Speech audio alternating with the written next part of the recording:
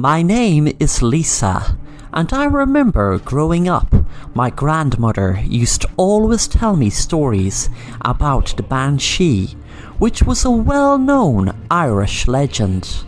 The Banshee is known to keen outside a window if there is going to be a death in the family, whether it's near or far. I was arguing one night with my mother as she wouldn't allow me out to a party. I was furious as my older sister was allowed to go to the party. My mom's reason for not allowing me was because I failed an exam. How lame! I ran to my room and slammed the door and started sulking. My room was ground level as there was no stairs in our house. I was lying on my bed checking through social media on my phone, sure that I'd be driven mad with my friends' updates of how amazing the party is. Suddenly, I heard something strange coming from my window.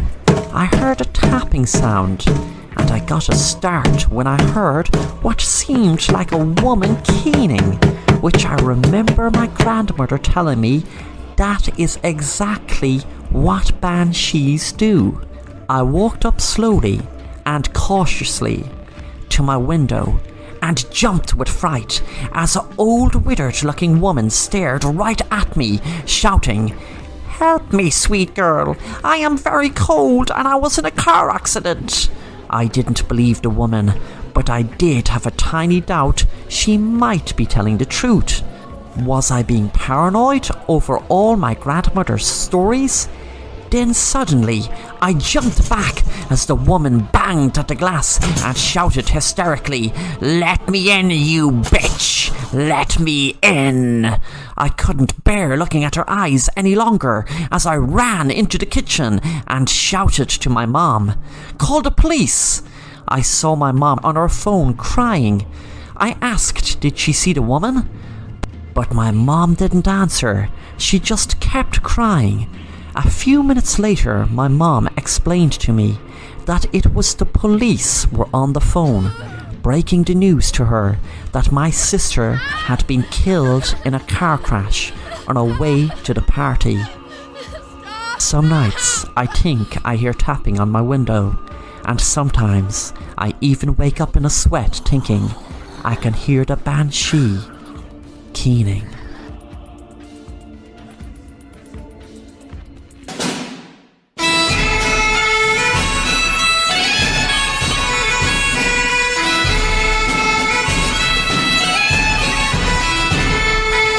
Simon always, as long back as he can remember, always wanted to go to the St. Patrick's Day parade, but his drunk father never allowed him.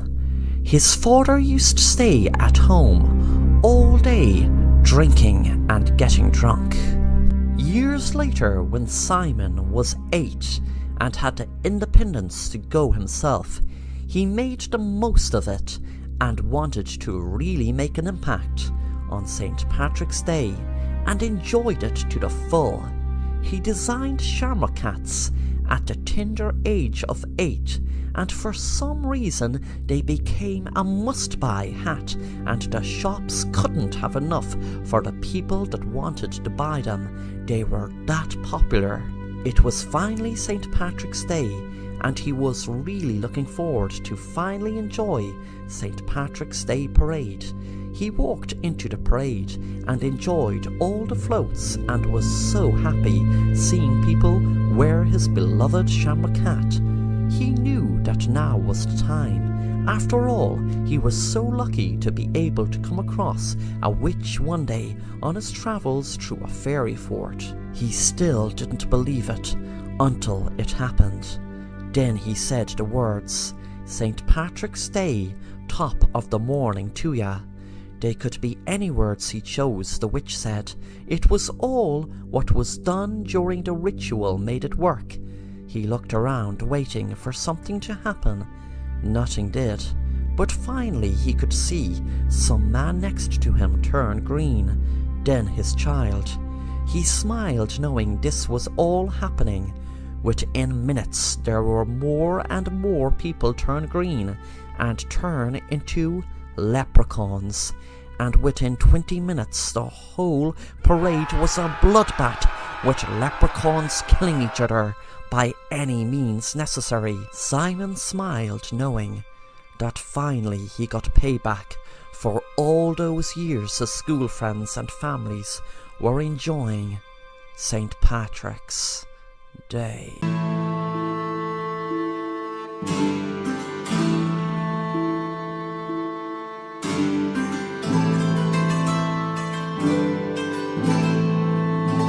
Joshua was an elderly farmer who was living in rural Ireland. He was feeling very isolated on the farm since his only daughter moved to America, where she was working in a rest home in Texas. One day he had an idea while walking around his farm. He had noticed really nice wood to use to carve walking sticks to make and send to his daughter as a surprise. The only problem was that where the wood was, it was a fairy fort. Legend had it that folk tales associated with fairy forts typically relate a curse or retribution enacted upon those who would disturb or destroy the structures. As he carved the wood into the sticks, he prayed that nothing would happen him doing so. After he had about 20 sticks made, he sent them over to his daughter as a gift. His daughter Sharon was working in a rest home, but lost her job 6 months ago, but didn't want to tell her dad. She had a problem with drugs that was spiraling more and more out of control. She was popping the strongest painkillers and also using crystal meth. She didn't want to tell her dad how much of a mess her life was in. She sat down in her trailer, worrying about paying back a loan shark $10,000 that she got off him for a loan. She got the loan to pay off a local drug dealer that she knew didn't mess around.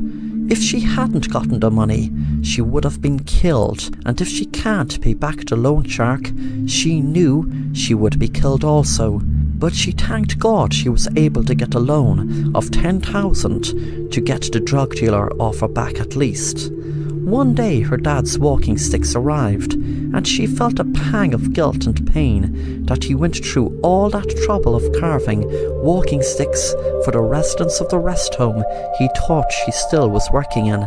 She had put the $10,000 in the bank for safekeeping until the drug dealer called for it in a few days, as it was way too dangerous around her neck of the woods to keep that much cash in her trailer. She wrote out a check and sent it to her dad. Her dad was delighted to cash the check for $10,000. He rang her to thank her, and she froze and then said, "Dad, I am so sorry, that check was meant to have been for $10, not $10,000. Then the man that was looking at Joshua counting the money behind him ran up and hit him in the head and grabbed his wallet. He saw him put all the money in. That night the drug dealer arrived, and Susan told him the story. The drug dealer started laughing and said, "Do you think I'm stupid? You just ran out of chances, bitch." Then he shot Susan dead. Joshua found out about her death a few days later and regretted ever stepping foot inside the fairy fort, knowing it was the fairy fort that made everything go wrong.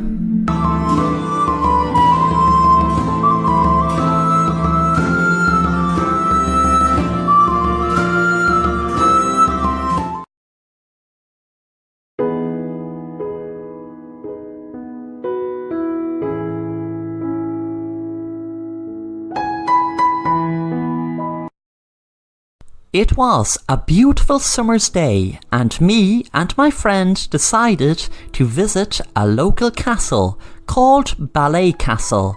We walked for miles to see it, and it was all worth it when we saw what such a beautiful castle it was. Me and my friend were walking around the countryside when we discovered a beautiful white horse painted up on the side of a cliff. We didn't climb up to see it up close, as it was pretty steep and we didn't have the energy to go climbing up anyway. We got a start when someone suddenly came out of the bushes. It was a man holding a bucket of white paint. I told him it was a beautiful idea. Oh yes, it looks beautiful maybe, but there's a sad story behind it. I asked him, what was it? And he began to tell us the story about the white horse.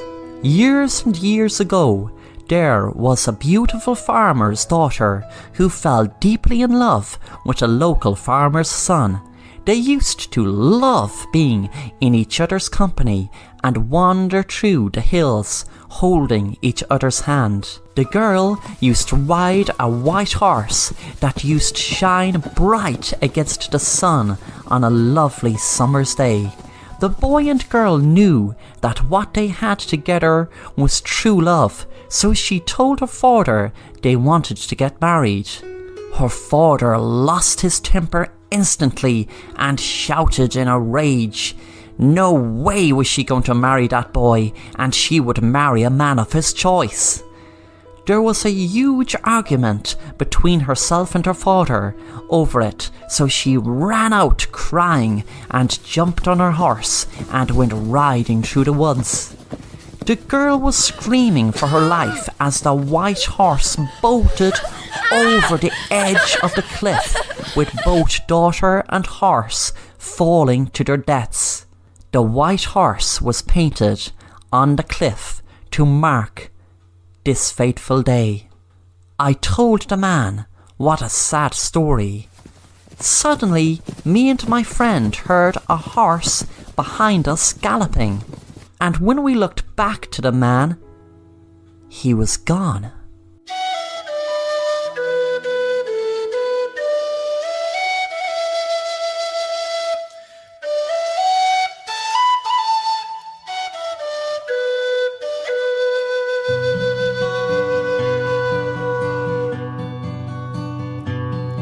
Of all the money that e'er I spent it in good company, and of all the harm that e'er I've done, alas, it was to none but me.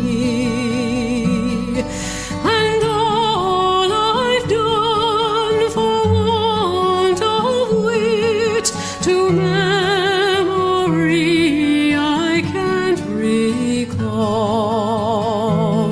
So fill to me the parting glass. Good night and joy be with you all.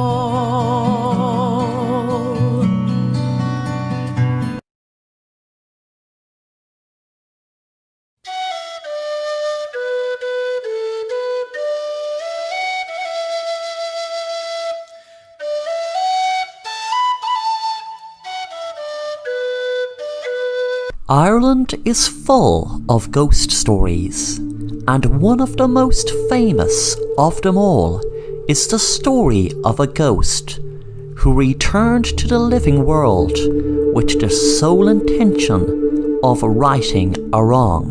What makes this ghost story so famous and memorable is because James Haddock was acknowledged and celebrated by the Bishop of the time, Dr. Jeremy Taylor. This gave the story a very strong foundation to be passed down through the years as an Irish ghost story. James Haddock was a farmer who lived outside of Belfast.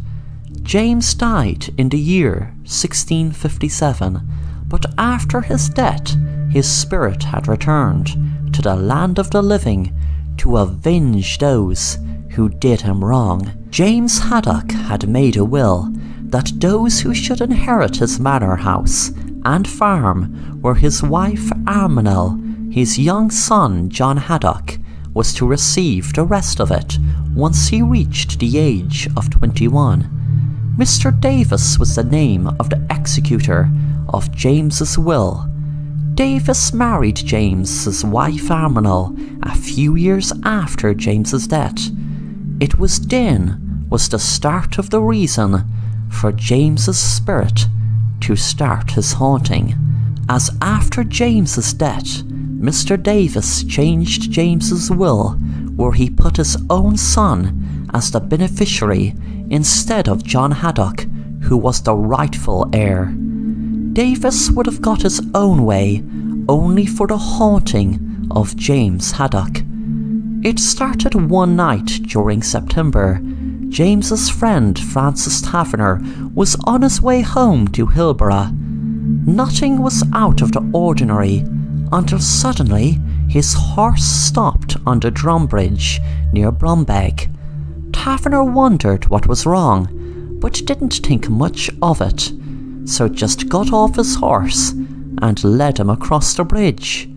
Suddenly he got a start when he saw a figure in a white coat appear right in front of him. Francis couldn't believe his eyes, because the white figure in front of him looked exactly like his friend James Haddock, who had passed away 5 years before. Francis was shocked to the core when the ghostly figure begged him to make sure his son was the rightful owner of the land that was due to him. Francis refused and jumped on his horse and raced away like a racehorse. Francis heard a very strong wind and screeches almost like a banshee when all of this was happening. Francis was happy to arrive home, and as soon as he did, he fell down on his knees and prayed to God to protect him from whatever he just saw. The next night, Francis still wasn't over the shock of seeing his friend's ghost when he suddenly saw him again. As he was sitting by the fire with his wife, he was disappointed his wife could not see the ghost, and wondered why. James Haddock begged and pleaded with Francis that he has to go to his wife to persuade her to make sure his son gets what is due to him and what is rightfully his. He begged for him to make sure justice was done and to right the wrong. Francis once again refused to offer any help, and due to it, he was visited by James Haddock's ghost every single night for a month. Francis was in a very bad place and knew he had to get away from it all, so he fled to Belfast. But to his horror, the ghost had followed him. He didn't know what to do. The ghost was getting more and more aggressive, and was now demanding Francis go back to Arminal and punish her in the worst way for her terrible treatment of their son John. Francis was shocked and scared more than ever, as the ghost warned him that if he didn't do what he was told, there would be extreme measures taken. Francis Taverner knew he had to confide in someone, and couldn't think of anyone else to go to for help besides his local chaplain. Francis explained the whole story from the very first time he saw the ghost on the bridge to the night before. When the chaplain was told not long after he had the whole story, he then went to visit Dr. Lewis Downes, who was the vicar of Belfast at the time. The three men went to see Davis to explain the ghost's message and demand. Davis laughed at the men as if he was just told a very funny joke. He refused to make any change to the will and refused to give up any land. After none of what was done so far worked, the ghost of James Haddock had told Francis Taverner to take the matter to court. Francis knew that this would be farcical, because 1, they would laugh at the idea of a ghost, and 2, there was no witness. the ghost must have known Francis's worry, as he said, "Don't worry about them not believing you, for I will appear myself in the court. When you are the judge, or whoever calls upon me, I shall appear." The court was held in Carrickfergus, and it was under the title "The Court Case to Return the Estate to John Haddock." The opposing counsel mocked and jeered the idea and began to call for James's ghost to appear. He started shouting in a mocking tone, "James Haddock! James Haddock! James Haddock!" On the third mention of James's name, he received a ghostly, creepy, out-of-this-world response. Reports circulated that then, in that very moment, there was a huge clap of thunder, and the courtroom shook as if there was an earthquake. And to make matters worse, a hand appeared in the witness box, and a voice from beyond this world asked, "Is this enough?" After that, the court case was settled almost immediately. Davis left the courthouse, where crowds of onlookers shouted abuse at him. He just wanted to go home, but he never did get home. The reason Davis never reached home is because as he was riding home, he was thrown violently from his horse and broke his neck. It was after this day Francis Taverner never saw the ghost of James Haddock again. The tale of the ghost and everything that came with it was the talk of the town and reached all corners of Ireland. It was then that Bishop Jeremy Taylor put it in writing that the ghost was true. The bishop said that James Haddock's ghost was the only ghost who ever answered a summons in the court of law. James Haddock was buried in Drunbeg Parish Church Courtyard in the 17th century. It is said throughout history that his tombstone will never ever stand up straight. Even when it is moved upright, it just falls over. To this day it lies in moss and dirt. Is the reason the tombstone doesn't stand upright a message from James? Is he trying to tell us something?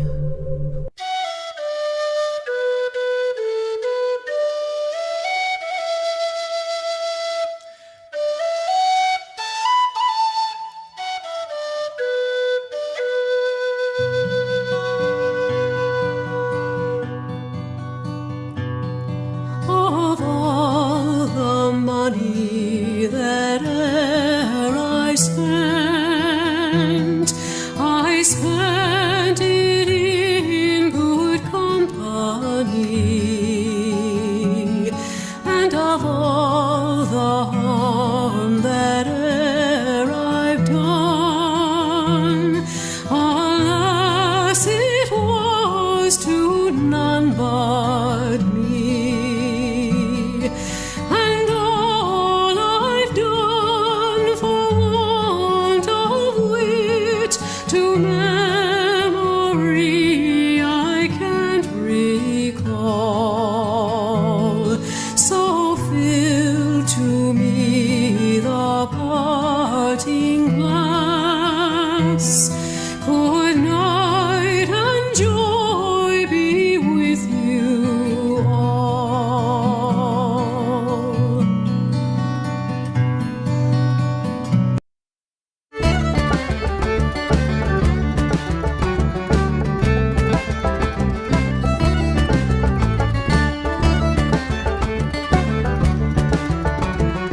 Megan's mom was angry that she knew her daughter more than likely would come second and not first because of her neighbour's daughter Brooke always getting first place.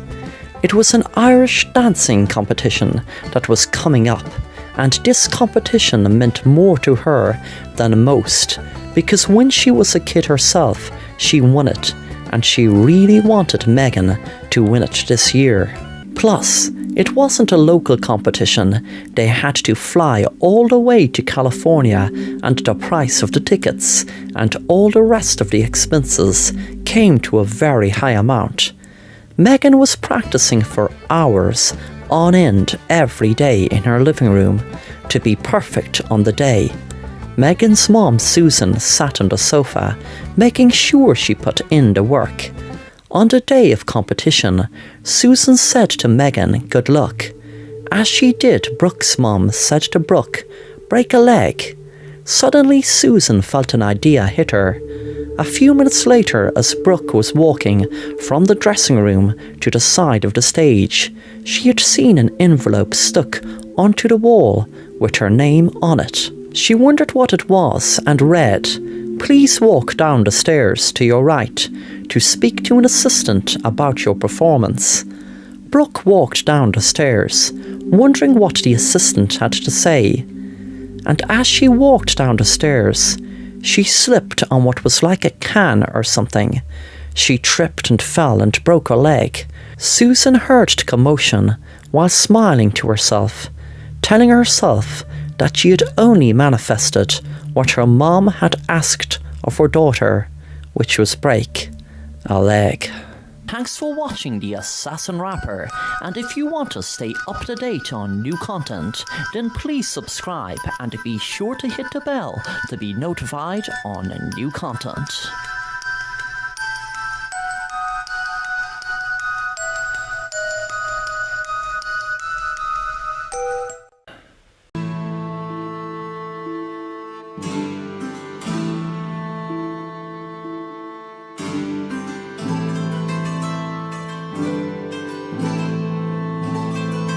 In 2023, Ireland has a new bank holiday on the first Monday of February every year.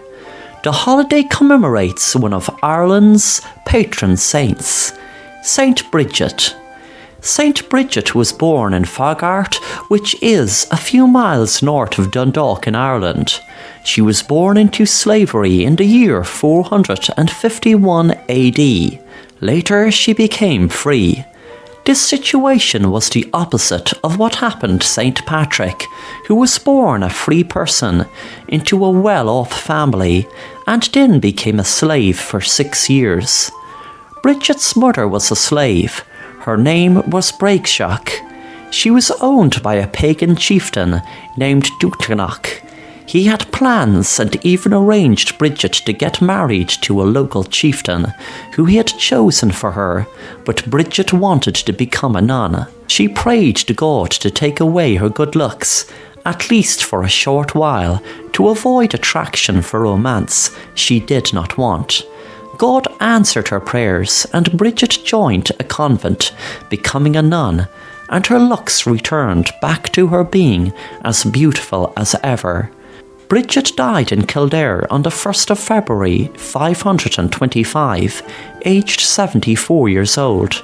Brigid was initially buried in the high altar of the church she had herself established, St. Brigid's Cathedral in Kildare town. She was later exhumed and reburied in Downpatrick, County Down, beside the other two patron saints of Ireland, St. Patrick and St. Columcille. Brigid's skull was later removed and brought to Lisbon in Portugal, where it remains to this day. Brigid became the light of Christianity in Kildare, which was kept burning for nearly 700 years, until it was eventually put out in 1220 by Archbishop de Londres of Dublin, acting on behalf of King Henry II, who thought it represented superstition. Brigid is also known as Mira na Gael, or Mary of the Irish. Of all the money that e'er I spent it in good company,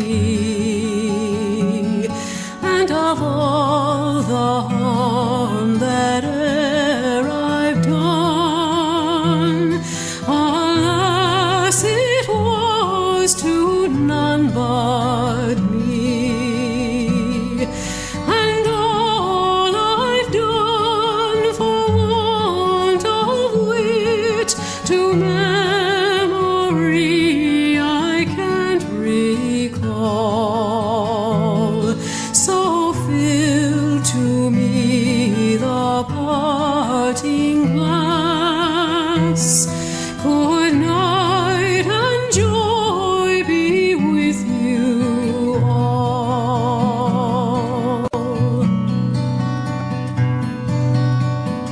Thanks for watching The Assassin Rapper, and if you want to stay up to date on new content, then please subscribe and be sure to hit the bell to be notified on new content.